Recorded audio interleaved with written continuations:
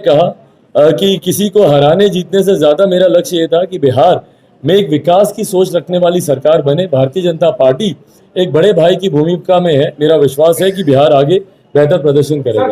Sir Chirag Paswan मंत्री बने और फिर नीतीश जी को जेल भेजा जाए, क्या ये आप चाहते हैं? देखिए, मैं आज की तारीख में अगर उस पोजीशन में होता कि जहां पर मैं इस बात के निर्णय ले सकता, या मेरे पास अगर उतनी ताकत होती कि मैं अगर इन डिसीजंस को इन्फ्लुएंस कर सकता, तो मैं जरूर करता। आज की तारीख में हाइपोथेटिकली जब एक अलायंस के पास, और ये बात मैंने पिछली प्रेस कॉन्फ्रेंस में ही मैंने कही थी स्पष्ट रूप से कि अगर एक ऐसी परिस्थिति बनती है कि जहां पर भाजपा और जदयू की मिलकर सरकार बन जाती है, तो हम लोग विपक्ष में रहेंगे। तो अगर जब इन लोगों की सरकार बन रही है तो उसमें तो मेरा कोई से है ही नहीं। आपस में सरकार बनाकर ये लोग किसको मुख्यमंत्री बनाना चाहते हैं, नहीं बनाना चाहते हैं, पूरी तरीके से भारतीय जनता पार्टी के ऊपर डिपेंड करता है। तो वो सिर्फ और सिर्फ हमारे प्रधानमंत्री आदरणीय नरेंद्र मोदी जी और भारतीय जनता पार्टी, जिस तरीके से प्रदर्शन रहा है इनका और जिस तरीके से इन्होंने बाउंस बैक किया है पिछले 2015 के चुनाव में, जिस तरीके से भारतीय जनता पार्टी सीमित हो गई थी, उसके बाद जिस तरीके से विपरीत परिस्थितियों में पार्टी का प्रदर्शन अच्छा रहा, मौजूदा मुख्यमंत्री के खिलाफ इतना आक्रोश होने के बावजूद जिस तरीके से भारतीय जनता पार्टी का प्रदर्शन अच्छा रहा, क्योंकि दोनों गठबंधन साथ ही में थे और उसमें हम लोगों ने देखा कि जिस तरीके से जनता दल यूनाइटेड को उसी नेतृत्व का नुकसान हुआ, बट वहीं पर प्रधानमंत्री जी की वजह से जिस तरीके से भाजपा का प्रदर्शन अच्छा रहा। बधाई के हकदार सबसे पहले भारतीय जनता पार्टी हैं, हमारे प्रधानमंत्री आदरणीय नरेंद्र मोदी जी हैं। और डेफिनेटली यस, विपक्ष ने भी एक कड़ी चुनौती दी है, विपक्ष ने भी कड़ी टक्कर दी है। उसके लिए मैं विपक्ष के भी जितने तमाम नेता हैं उनको भी मैं बधाई देता हूं अपनी पार्टी की तरफ से कि जिस तरीके से मजबूती से, क्योंकि कई ऐसे एग्जिट पोल हैं जो कि एक तरफा भी माहौल को दिखा रहे थे, बट जिस तरीके से कांटे की टक्कर दोनों तरफ से रही है, तो इसके लिए और अंतोगत्वा देखिए, बधाई का अगर कोई हकदार है बिहार की जनता है, जो मैं बार बार मैं कहता हूँ एक डिसिसिव उन्होंने निर्णय उन्होंने लिया और बिहार की जनता ने कम से कम अपना लक्ष्य क्लियर रखा। प्रधानमंत्री जी की बातों को उन्होंने गंभीरता से सुना, प्रधानमंत्री जी के ऊपर विश्वास बिहार की जनता ने पूरी तरीके से किया। बिहार की जनता इसके लिए बधाई। देखिए 5 ऐसी नहीं, वहां पे मैंने कैंडिडेट खड़े किए कि नहीं किए, लेकिन आपने 5 ही जगहों पे किया था ना। आपने कहा था कि जहां जहां जेडीयू ने और जहां जहां बीजेपी ने कैंडिडेट खड़ा किए, तो आपने क्यों नहीं खड़ा किया? कहाँ पे पूरे बिहार में?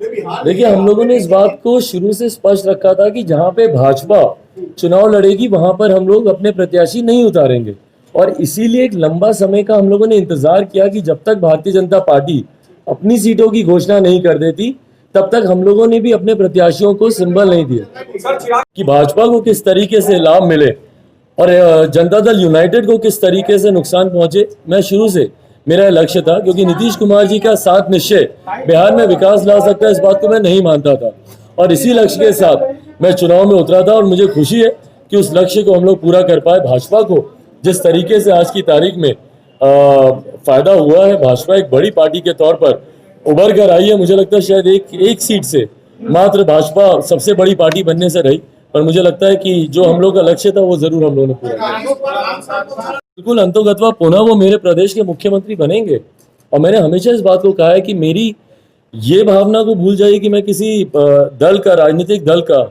मैं राष्ट्रीय अध्यक्ष हूँ, वो तो अलग है, बट सबसे पहले तो मैं बिहारी हूँ ना। और बिहारी होने के नाते मैंने उस वक्त भी कोरोना काल में भी मैंने जितने सवाल उठाए थे, भले वो कोटा के बच्चों को लेकर हो, प्रवासी मजदूरों को लेकर हो, वो मैंने मेरे मुख्यमंत्री से मैंने सवाल उठाए थे।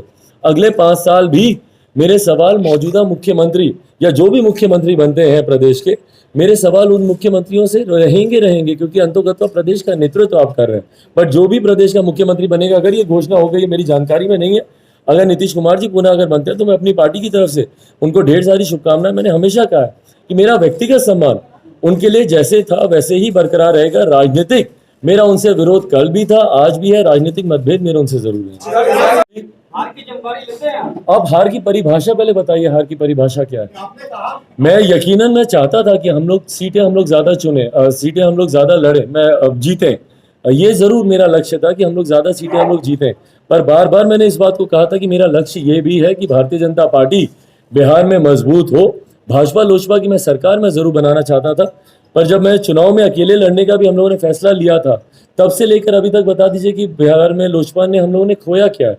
मत प्रतिशत अगर आप देखें, पार्टी का मत प्रतिशत बढ़ा है, पार्टी का जनाधार बढ़ा है, आज तक जो हम लोगों को कहा जाता था कि भैया 3-4% की पार्टी है, लगभग दुगने प्रतिशत पर हम लोग गए हैं। जो हम लोग को कहा जाता था कि भैया इनके पास योद्धा कहाँ हैं, ये लोग चुनाव कहाँ से लड़ेंगे, ये लोग करेंगे क्या, आज लगभग 150 ऐसी विधानसभा और कोई ऐसी बिहार का ऐसा जिला नहीं है जहाँ पर पार्टी का मजबूत संगठन हम लोग का तैयार हुआ है। मैं आपको कह रहा हूँ कि कल से जिस तरीके से पार्टी में एक उत्साह है, पार्टी में एक नई ताकत, नई ऊर्जा के साथ जिस तरीके से पार्टी सामने आई है, तो मुझे पूरा विश्वास है कि 2025 में हम लोग की राह यहाँ से और बहुत ज्यादा आसान होगी।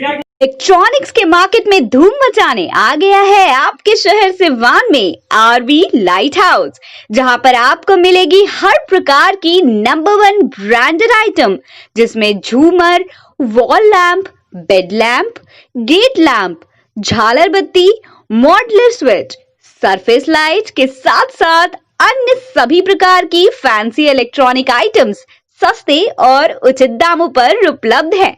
तो फिर देर किस बात की, आज ही आइए आरबी लाइट हाउस, बड़ी मस्जिद के पीछे, कागजी मोहल्ला रोड, सिवान। हमारा संपर्क नंबर है 7091318455।